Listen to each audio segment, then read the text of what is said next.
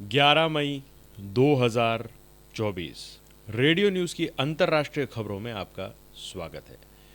फिलिस्तीन ने संयुक्त राष्ट्र का सदस्य बनने के लिए क्वालिफाई कर लिया है। शुक्रवार 10 मई को यूएन में इस पर वोटिंग हुई। ये प्रस्ताव अरब देशों की मांग पर लाया गया था। भारत ने फिलिस्तीन के पक्ष में वोट दिया। संयुक्त राष्ट्र के 193 सदस्य देशों में से 143 ने फिलिस्तीन के पक्ष में, जबकि 9 ने इसके विरोध में वोटिंग की।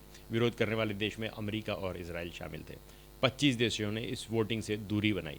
इस वोटिंग से फिलिस्तीन यूएन का सदस्य नहीं बना है, बल्कि सदस्य बनने के लिए क्वालिफाई कर पाया। इससे पहले संयुक्त राष्ट्र में 18 अप्रैल को फिलिस्तीन को पूर्ण सदस्यता देने के प्रस्ताव पर अमेरिका ने वीटो लगा दिया था। संयुक्त राष्ट्र सुरक्षा परिषद यूएनएससी में अल्जीरिया ने यह प्रस्ताव पेश किया था, जिस पर वोटिंग हुई थी। अमेरिका के वीटो के बाद फिलिस्तीन यूएन का परमानेंट मेंबर नहीं बन सका।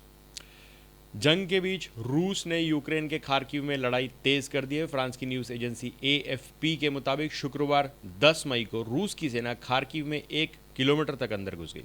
यूक्रेन के राष्ट्रपति व्लादिमीर येलेंस्की ने खुद इस बात की पुष्टि की है। उन्होंने सेना को आदेश दिया है कि खार्किव से लोगों को बाहर निकाला जाए। साथ ही उन्होंने सभी रिजर्व सैनिकों को वापस बुला लिया ताकि इन्हें खार्किव में तैनात किया जा सके। खार्किव रूस की सेना के लिए इसलिए अहम है क्योंकि 2022 में सेना को यहां हार का सामना करना पड़ा था। इससे पहले 9 मई को रूस के राष्ट्रपति व्लादिमीर पुतिन ने अपनी सेना को जंग में ऑपरेशन तेज करने और परमाणु हथियार के इस्तेमाल की रिहर्सल करने का आदेश दिया था।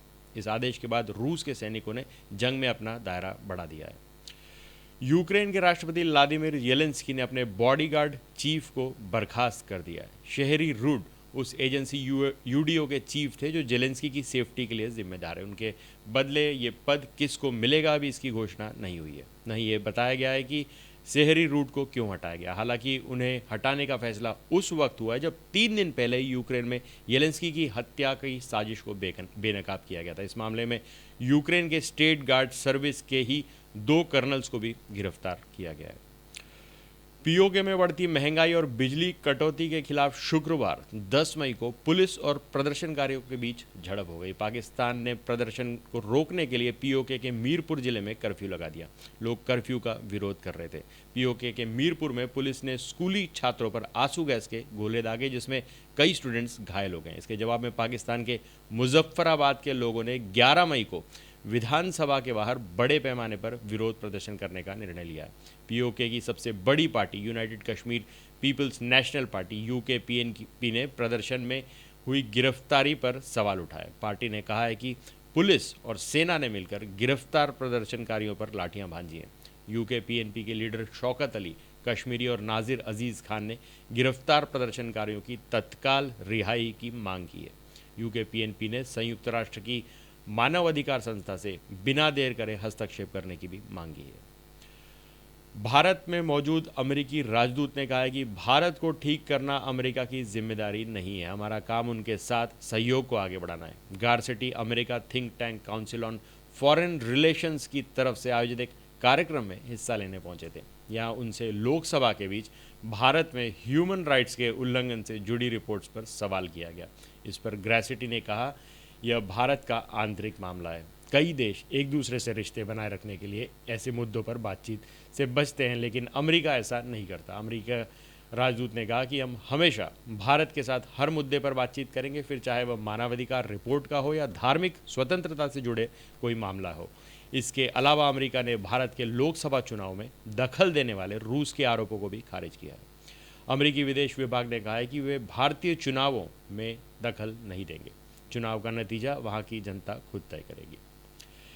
ईरान ने 13 अप्रैल को जब्त किए जहाज एमएससी एरीज पर सवार 5 भारतीयों को रिहा कर दिया है। ईरान में मौजूद भारतीय दूतावास ने गुरुवार को बताया कि सभी लोग भारत के लिए रवाना हो गए। उन्होंने ईरान अधिकारियों को सहयोग के लिए धन्यवाद भी दिया। दरअसल इजराइल पर हमले के पहले ईरान से भारत आ रहे पुर्तगाल के झंडे वाले एक जहाज को ओमान की खाड़ी में होर्मुज के पास जब्त किया गया था। इस पर 25 क्रू मेंबर मौजूद थे, जिसमें से 17 भारतीय और 2 पाकिस्तानी थे। यह शिप इजराइल की एक अरबपति कंपनी का था। बचे हुए 11 सदस्य अब भी ईरान की कैद में। इससे पहले 18 अप्रैल को एक भारतीय महिला कैडेट एंटेसा जोसेफ को रिहा किया गया था। मालदीव ने भारत के सभी सैनिकों को निकाल दिया है। ये सब भारत लौट चुके हैं। गुरुवार को विदेश मंत्रालय ने इसकी जानकारी दी। विदेश मंत्रालय के प्रवक्ता रणधीर जायसवाल ने कहा, मालदीव से हमारे सभी सैनिक देश वापस आ गए। हम इस मुद्दे पर काफ़ी समय से मालदीव से बात कर रहे थे। ये घोषणा उस वक्त हुई है जब मालदीव के विदेश मंत्री मूसा ज़मीर एक दिन के भारत के दौरे पर थे। उन्होंने भारतीय सैनिकों के निकाले जाने पर कहा कि दोनों देशों के बीच रक्षा सहयोग सिर्फ सैनिकों की मौजूदगी पर नहीं टिका है। भारत के सैनिकों पर जो जिम्मेदारी थी अब वो सिविलियंस निभाएंगे। भारत, मालदीव और श्रीलंका की सेनाएं एक साथ भी युद्ध अभ्यास करती हैं।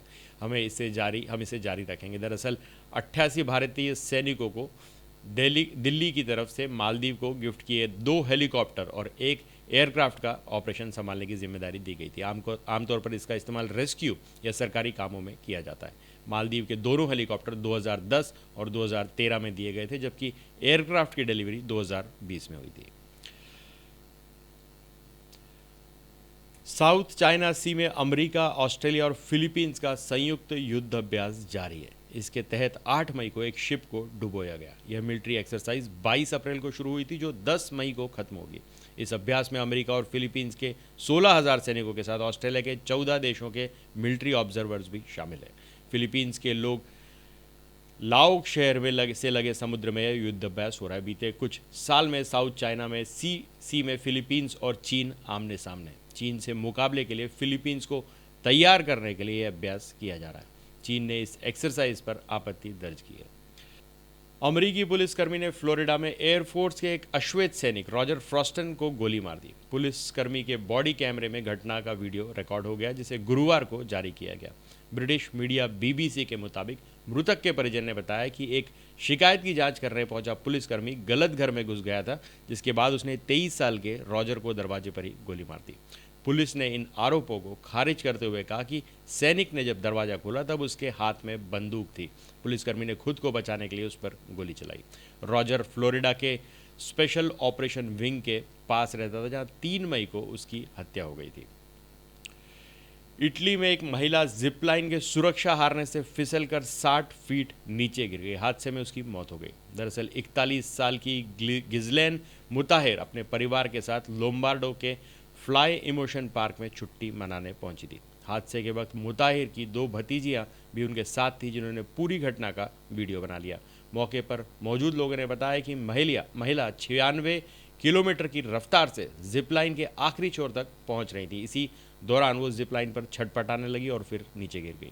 जानकारी मिलते ही पैरामेडिक्स की टीम मौके पर पहुंची, लेकिन वह महिला को बचा नहीं सकी। पुलिस ने एहतियात के तौर पर इस पार्क को बंद कर दिया गया है। मामले की जांच शुरू कर दी गई है। तो आज के लिए बस इतना ही। तब तक के लिए हंसते रहें, मुस्कुराते रहें, स्वस्थ रहें, व्यस्त रहें और मस्त रहें। और जी हाँ, चैनल को भी ज़रूर सब्सक्राइब करें। धन्यवाद।